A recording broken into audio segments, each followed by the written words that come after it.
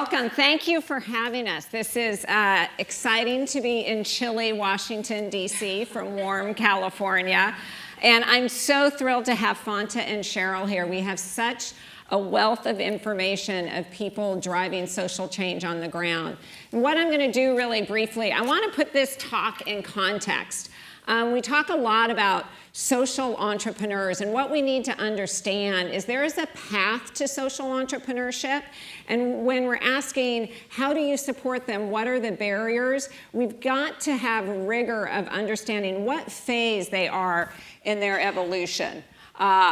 And there's a lot of information out there beyond this panel to help you think about that. So I've just pulled up a few for those of you who really want to dig into this later. Many of you, I'm sure, are familiar with the Stanford Social Innovation Review. A lot of understanding and deep research there. The second piece I want to mention, I was part of a 4-year research initiative globally on driving social innovation that we looked at 1,000 case studies, myriad academic institutions, and we've done a really good job of trying to make it not too academic, but this was just, the Social Innovation Atlas was released last week. I am from TIDES. We're a global foundation and nonprofit accelerator, and so we work at that nexus of both funders and change makers, so we have a really unique view there. So what are we going to talk about today?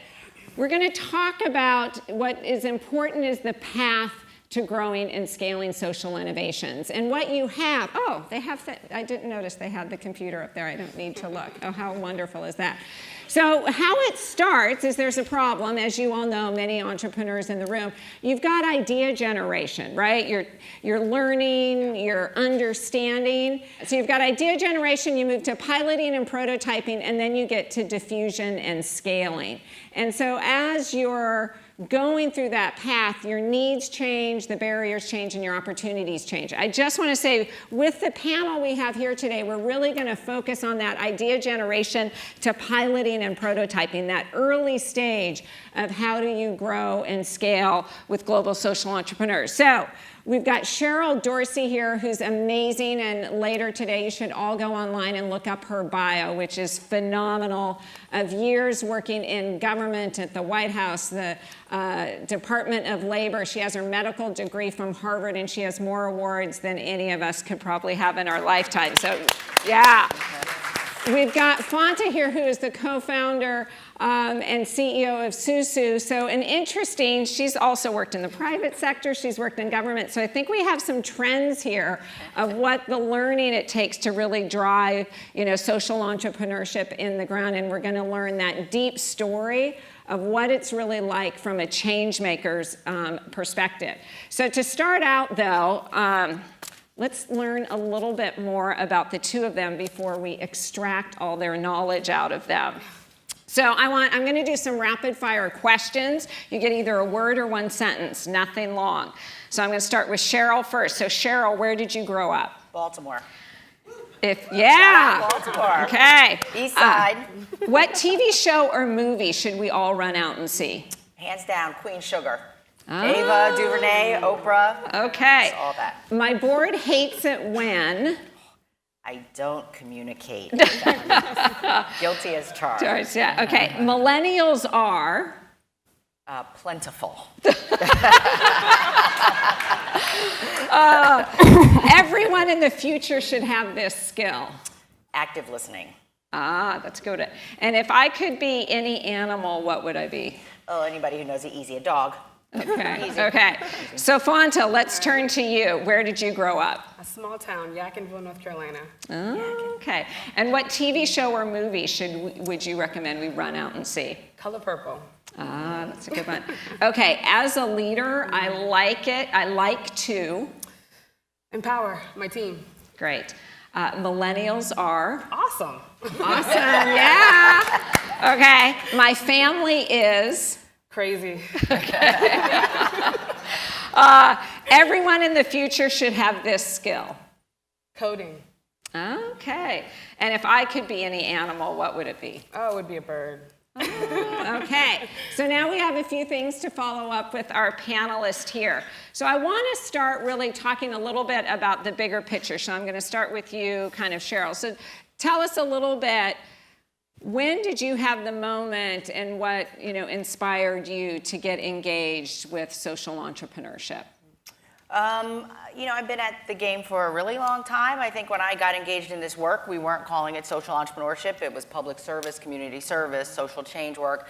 As you mentioned, I was a medical student at Harvard back in the 80s, working on the issue of health disparities. At the time, black babies were dying at 3 times the rate of white babies, a stone's throw from where I was in medical school at Harvard, and just the inequities, the structural inequities just didn't seem right. And here was this newfangled institution called Echoing Green that took a chance on a young person like me, who was outraged, who didn't quite know what to do, but knew I needed to try to do something to make some impact, and the fellowship really changed my life. So have been engaged with this community and this work for a very long time. And Echoing Green is very interesting in the social innovation space. It is a pioneer, but really exists at the intersection of social innovation and social justice. And sort of the justice nerve that we are committed to really sparking is essential to who we are and what we do. And I just want to say, I grew up in Baltimore, but I've lived here in DC for a really long time. And we're in a very interesting and fraught political moment. But I think it is the same moment that I experienced almost 30 years ago when I got engaged with Echoing Green. This is about disruption. And we're experiencing negative political disruption all over the world, sort of a populist moment. But social innovation and social change work is the flip side of that coin. It's positive disruption. We all know it's not working, but it's how you go about fixing it that matters. So I've been at it for a long time. Yeah. So, as you've been in this field for a while, and the field's constantly adapting. If you could kind of wave your magic wand to magnify that opportunity, both on the investor change maker and at the field level, what would you do to change it so that more social entrepreneurs could thrive? Yeah, so I actually polled my colleagues yesterday at work, and I was like, okay, we got to come up with a couple of really good answers about what we would change. So let me give you sort of some practical tips, because I think it's stuff we can do, and then maybe more at a field level. Maybe we can talk more about this later. So practical things that we can do. One is, from our perspective, we need more early stage risk-taking and patient capital. That's pre-Series A, seed funding, working capital. Yes, so incredible visionary social entrepreneurs like Fonta can do it. There's no accident that we're talking more and more about proximate leaders. Shout out to Brian Stevens. It's about proximate leaders who are driving change because they live it every day. But part of it is they don't have access to networks and funding, so we've got to build that capital pipeline. So that's the first thing. And I think secondly, we've got to do some ecosystem building. And Kriss, that's what you are such a leader in. It's all about the ecosystem, right? How do we build more networks? How do we build more seamless handoffs between funders? How do we allow for easier information flow? How do we think about measuring impact? How do we share that impact metric framework? Those are practical, tactical things we can do. I think also from a field level perspective, we actually have to shift our frame and thinking around scale. So I think we think about it too mechanistically and in terms of a particular organization. All this work, bar none, is about building social movements. And it shows up in different ways in different generations. But this is driving large-scale change, and that happens through changing hearts. That's normative change. So the good news is that we're doing it, right? Yeah. So every day around the world, Everyone 217,000 people emerge from extreme poverty. 300,000 people every day get access to clean water. Another 325,000 people get access to electricity. That's movement building. It's not by big organizations, it's by folks in community doing the work. So we need to reframe how we think about the scale proposition, because it's happening. Great, great, and all that success. Thank you. So, Fonta, tell us a little bit about kind of what inspired you to be a crazy social entrepreneur with your crazy family, and give us the perspective of what is Susu and what are its benefits. Sure, absolutely. So I spent the first part of my professional career working as an American diplomat. Africa, Asia. I was also a management consultant with Deloitte. And there's one experience in all that time that really stood out to me. I was asked to manage all of the US government's entrepreneurship programs in Africa, right? No easy job. And one of the main tasks was, how can we figure out how to drive more capital, more investment towards these entrepreneurs from emerging markets? There was a group of women that I worked with, African women, entrepreneurs, They were running incredible businesses. I mean, million plus in revenues. They were hiring hundreds of people each year and creating jobs in their community, but they couldn't get access to traditional financing. And so I got really frustrated because I was seeing the disparities and the gaps between the access to capital that women were getting and that Western entrepreneurs were getting versus a lot of entrepreneurs in emerging markets. And yet, and still, I also began to notice that these women were thriving. You know, they were exporting to the United States. They were change makers. They were optimistic and empowering. And so I started to ask them, you know, how are you doing it? You know, you're not getting traditional loans. There's no real, at that time, no real equity investment or venture capitals in a lot of these countries. And they were using this traditional village savings and loans model. And a lot of people think of it as very small scale, micropreneur, very small dollar amounts. But these women were moving some serious money through these lending circles. They were basically investing in each other. They were pooling resources and rotating it.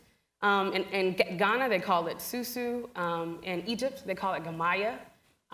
In South Korea, they call it ketong. And I started to think to myself, well, what if we were to kind of modernize this informal practice and scale it and use it as an alternative way to empower startups, early stage companies from disadvantaged or traditionally underrepresented, I should say, groups. And so that's really where Susu was born. I came up with this idea. I pitched it to Echoing Green, believe it or not. And they took a chance on me, literally when I was an idea. And we basically have taken that idea and evolved it into what is now Susu. So we are a fintech social enterprise. And what we really focus on doing is providing a curriculum around bootstrapping and alternative financing solutions for entrepreneurs. But then also, we've developed a crowd-making platform that really focuses on helping entrepreneurs save more, build credit and their credit readiness, and then leverage the money that they save to attract a loan or a line of credit from our partner banks and investors, and also become investors themselves by taking that money and investing it in asset-building resources. And so it has been an incredibly powerful experience for me, and I really could not have done it as a social entrepreneur without the patient capital and the very early seed capital that Cheryl was talking about. Great. And I'd encourage people after this, you know, grab you, can show them a demo on your Absolutely. I phone. would So love that. please take your time to do that. So Cheryl, we hear a lot about this term right money. So what's right money and kind of what's wrong money and why does it matter?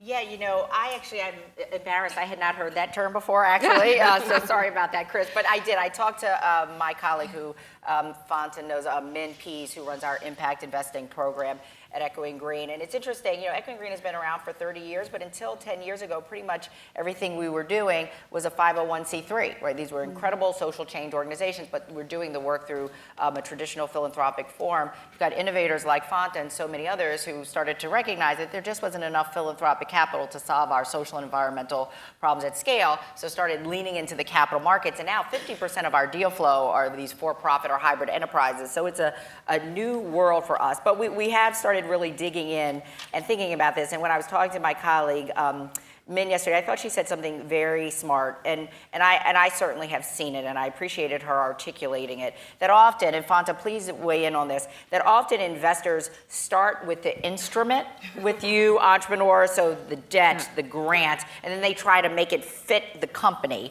or the nonprofit enterprise, or even make the enterprise change the corporate form. And instead, we need to start with the problem, then the solution, and then figure out what the appropriate form is, and then the money comes in. Does that resonate with you, Fonta? Absolutely, that's totally right. Yeah. I'd absolutely agree with that. Yeah, add on to that. I think that also, when you think about good capital and bad capital, I see this a lot, both as an investee, someone who's been invested in, and then also someone who works actively and very hard, incredibly hard, trying to generate resources for other entrepreneurs like myself. And one thing that I have noticed is that there's different types of capital for different stages. And so as a startup, you know, high interest debt, that kind of thing is probably not the best idea. Yeah. Also, as a startup, before you have traction, doing an early kind of equity investment deal in your company before you really know what you have and you really have a strong valuation might not be a good idea. And so a lot of people are really just excited about Shark Tank and kind of this idea of getting this big, sexy investor. You should really do it when you're ready. Yeah. I think that that's excellent. We see this used to see this all the time, is the instrument driving versus the impact driving. And I'd also say kind of sexiness can play, like, oh, I take equity, and like, you're going to be way better off with debt, right? Like a low interest, Exactly. so being smart about that. So in addition to the capital, Fonta, what are some of the other challenges you face as an entrepreneur right now that needs to kind of change in the ecosystem? Sure. So one of the things that we struggle with, and I know that my peers do as well because we talk about it quite a bit, a lot of social impact investors and investors that are interested in this space, it seems as if they kind of want their cake and eat it too, a bit. And by that, I mean, they want the impact, right? And they want you to be very clear and measurable. But then they also want the same type of scale and profits that you would see from a normal for-profit only business. And the reality is, social entrepreneurs, we deal with double, sometimes even triple bottom lines. And it's a lot harder to do business in these communities because they're not necessarily the most profitable communities starting out, or what would be traditionally seen as profitable. And so I've noticed that a lot of, we're faced with this really difficult challenge of balancing both worlds and proving that we can have impact and also be incredibly profitable and worthy of investment. And so I guess one thing that I would love to convey is that, there are some amazing, powerful people running these social ventures, and it would be great to have more like-minded entrepreneurs that understand our growth trajectory. Sometimes it may be a bit longer, it might not look like this, but still is equally investor-ready and worthy. Great. Just to put an exclamation point on that. Back at Stanford, we looked at social innovations that had scaled, and there is not one in the history that has scaled anything like an eBay or a Google and so forth. And so the whole ecosystem is fundamentally different, and I think if we can figure out some of these barriers, they can go more quickly, but we also it's got to be patient, and otherwise we're not going to get impact and some of those returns. So Cheryl, you mentioned kind of earlier, the disparity between the networks of entrepreneurs who come from communities and then the networks, I'll have to admit, ran the Center for Social Innovation at Stanford, had a pretty robust network, and I used to say, you don't go to Stanford for the education, you go for the network, right? And I do know many of those entrepreneurs because I went to Berkeley, and it was just different. What ideas, or have you seen anything out there that is starting to bridge that and break down that network access, in addition to some of these conferences like NEXUS? And what other ideas would you have around that network piece? Sure, and I'll go back and just quickly amplify a point. We do talk a lot about patient capital, but there is urgency in the space for incredible entrepreneurs like Fonta. Impact investors, my plea is get to yes or no quickly for these entrepreneurs. Please. They are out there trying to make impact, and the longer they're spending going back and forth takes time away from building these new 21st century business models. These are new, they're different, it's hard. So getting to yes or no quickly is super important. We're increasingly trying to develop tools like a seed funding template that embeds mission alignment in the actual fundraising template, so things like that to hopefully escalate so Fonta can be about the work of growing Susu. So the bias piece is hard. Echoing Green is I think the most diverse community of social entrepreneurs, but the structural barriers are pretty intense. I mean, I look at an extraordinary entrepreneur like Fonta. The fastest growing group of entrepreneurs are African American women, but they get less than 0.2% of venture capital. Bias, right? You look at Echoing Green's application process, we get about 2,500 submissions from 164 countries around the world. So we've got data coming out of the wazoo. We've got data. Every year, let me give you some numbers, 55, 44, 31, 14. Okay, when we look at our applicants, extraordinary folks like Fonta, when they get to us, 55% of white applicants have already raised money versus 44% of African American applicants. And these are all really talented folks. 31% of white applicants have already raised $50,000 by the time they've gotten to us. Well, it's true for only 14% of African American applicants. The numbers tell the story, right? Yeah. So part of it is how do you start to hack the bias that exists in these networks? You make the road by walking. For us, it's everything from 2 years ago implementing a blind screening process in the early stage where we vet applications regardless of pedigree, name, country of origin in the first round. And that's really increased the diversity of our pool. We're now about 70+% of the folks with whom we invest, people of color, indigenous leaders.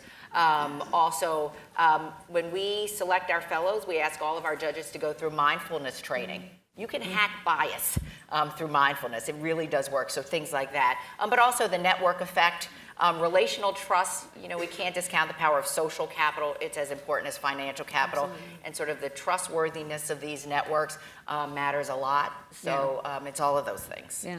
And I think, you know, for all of us in the room, go to different networks in your life, right? You know, go to something, I always go to some bizarre, you know, gaming tech conference because it's, you know, I'm in the social innovation field. You learn different things. So I think all of us in a micro scale can do things to give access to our networks to other people and put ourselves in those different environments that we usually, you know, wouldn't be in. So, Fonta, what kind of gives you hope at this stage right now for the social entrepreneurship field? Wow, that's a good question. What gives me hope? There's a lot of power and wealth within our own network. And so we're seeing that in the momentum that we're getting around mobilizing the wealth that women own globally to invest in other women as a way to find alternative funding and financing using that social group. Echoing Green is another example. I mean, the network is incredible. The way that we are able to use our affiliation as fellows in that organization to empower each other, motivate each other, leverage resources, joint programming, it's just incredibly powerful. And sometimes I feel like, you know, when everything seems so difficult and the data just tells you it's never gonna happen, Fonta, stop pitching. When you can think about, well, what can I do within my community to empower myself? And use that as the baseline to launch from. To me, that gives me hope because that's something that we can actually control. Yeah, that's great. So that is our kind of wrap up. So I'll move to our wrap up questions. You've got a room full of change makers, investors, philanthropists who are going to walk out. They are all passionate. The great thing about NEXUS, they're passionate and committed around using their money, their time, their talent.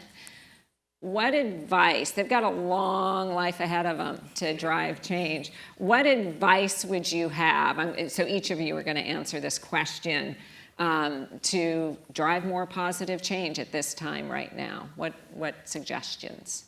Sort of my old school social movement, social justice training comes out, seed power. Once I write seed power. And if you sort of level the playing field and we all become co-conspirators together with these incredible visionary leaders like Fonta, that's how we start to move the needle. Great. Fonta, you get to wrap it up. Oh, wow, okay. One thing to convey. It can be a couple. Okay, awesome, okay. I guess I would say, you know, there are many ways to work with us, social enterprises. So the grants, the seed capital, incredible and incredibly empowering, and we need more of that. But also, you know, we are for-profit, and so things like corporate supplier diversity programs that actually are an opportunity to do business with us and help us generate revenue, which is the goal, right? Those things have been incredibly empowering. Also looking at creative ways to use organizations' resources to empower social entrepreneurs and give us access that we might not have otherwise is empowering. So I just encourage everyone to think more broadly about how you can work with social enterprises and also be more flexible in some of your application criteria. A lot of it requires you to have a 501c3, right? And so that automatically cuts us out. And we get that a lot from foundations, sometimes donors. And so it kind of, it's difficult to access those resources with those kinds of requirements. And so to think more strategically about how you work with us, either as a partner, an investee or grantee, but then also as in creative ways to do business using resources that you have that might not require grants, like supplier diversity programs. Great. So I'll just wrap it up with, you know, you all are the next generation, and you're known for being innovative and creative. So I encourage you, the social entrepreneurship and social innovation space is really ripe right now. We are having success, and I think the potential is in your hands to figure out to break down these barriers and make it better for the next decade for all these amazing opportunities. So thank you to our panelists. Thank you.